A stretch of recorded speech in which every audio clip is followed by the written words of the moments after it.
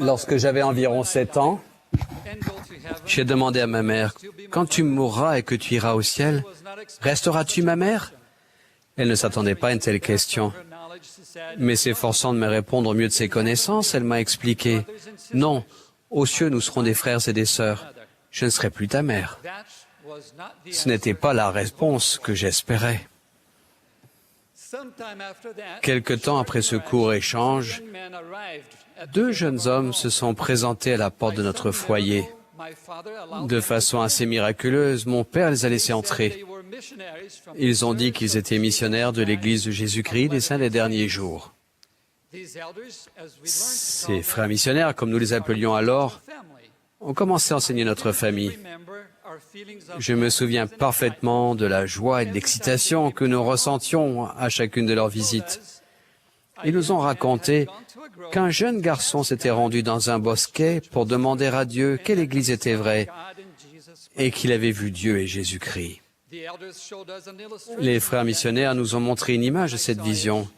Et lorsque je l'ai vue, j'ai su que Joseph Smith avait effectivement vu Dieu le Père et Jésus-Christ.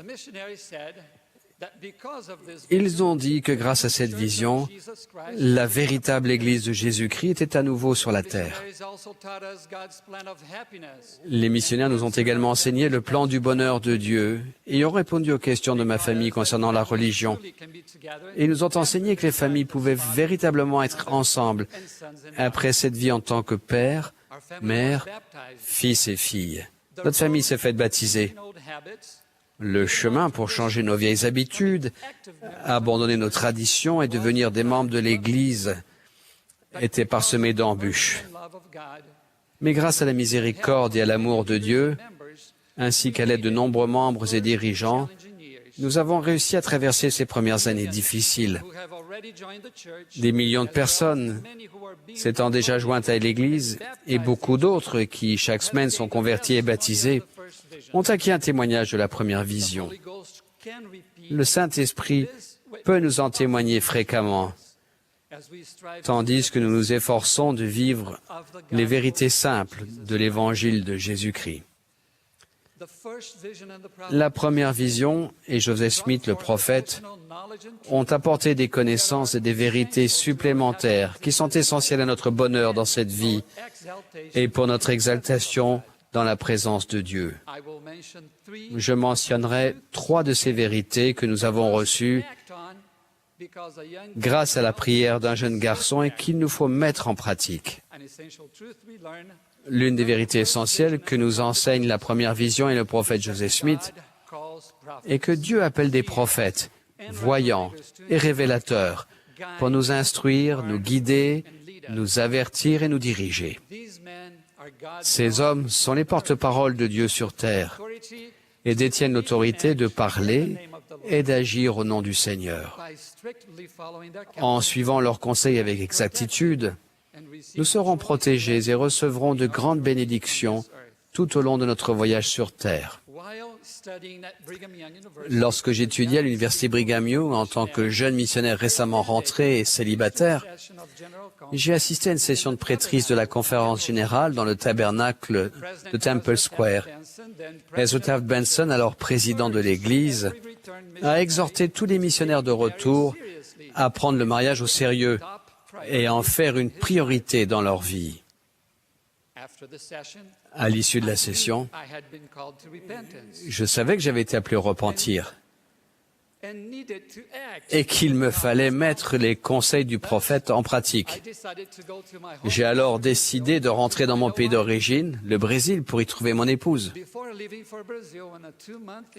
Avant de m'envoler pour un stage de 2 mois au Brésil, j'ai appelé ma mère et quelques amis en vue de constituer une liste d'une dizaine de jeunes filles. Susceptibles de devenir mon épouse. Une fois arrivé au Brésil, après avoir beaucoup prié et médité, j'ai rencontré et fréquenté l'une des jeunes femmes de la liste avant de me fiancer avec elle et de convenir d'une date de mariage. Nous étions loin de battre les records de rapidité des étudiants de Provo, mais nous étions fiancés rapidement en comparaison des standards brésiliens. Quelques mois plus tard, j'ai épousé Lane.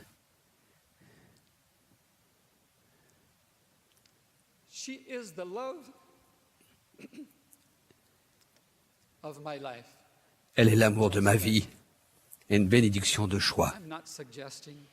Je ne suis pas en train de dire que tout le monde devrait faire ce genre de liste, mais je suggère, et peut-être même un plus que cela, que nous mettions toujours en pratique les paroles des prophètes. Le président Monson est aujourd'hui le prophète de Dieu sur terre, et nous serons bénis si nous suivons ses conseils avec exactitude. Une autre vérité apprise grâce à la première vision et au prophète Joseph Smith concerne la véritable nature de Dieu. Comme nous sommes bénis de savoir que Dieu a un être possédant un corps de chair et d'eau, tout comme le nôtre, que nous pouvons adorer un Dieu vivant, que nous pouvons comprendre et qui s'est montré et révélé en compagnie de son Fils à ses prophètes, aussi bien dans les temps anciens que dans les derniers jours. C'est un Dieu qui entend et répond à nos prières, un Dieu qui veille sur nous depuis les cieux et qui se soucie constamment de notre bien-être temporel et spirituel, un Dieu qui nous accorde le libre arbitre pour choisir par nous-mêmes de le suivre et d'obéir à ses commandements sans y être contraints. Un Dieu qui nous bénit et nous permet de faire face aux épreuves afin de progresser et devenir comme lui. C'est un Dieu aimant qui a prévu un plan par lequel nous pouvons être heureux dans cette vie et dans l'éternité. Grâce à la première vision et au prophète Joseph Smith, nous avons reçu la connaissance de la réalité et du caractère sacré de la mission du Seigneur Jésus-Christ, qui est la pierre angulaire de notre religion. La mort ayant été introduite dans le monde, nous mourrons tous un jour, aussi sûrement que nous vivons maintenant.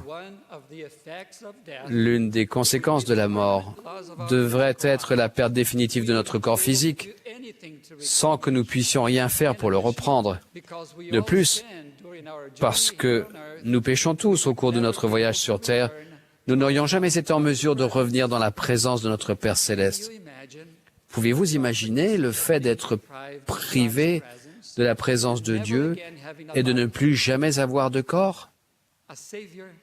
Un sauveur et rédempteur était nécessaire pour nous libérer de la mort et du péché. Sous la direction de Père Céleste, Jésus-Christ est venu sur terre, a souffert, est mort sur la croix, y est ressuscité afin que nous aussi, nous puissions ressusciter. Et qu'en nous repentant sincèrement et en contractant et gardant des alliances sacrées, nous puissions revenir en la présence de Dieu. Jacob a enseigné, « Oh, comme elle est grande, la bonté de notre Dieu, qui prépare une voie pour que nous échappions à l'étreinte de ce monstre affreux.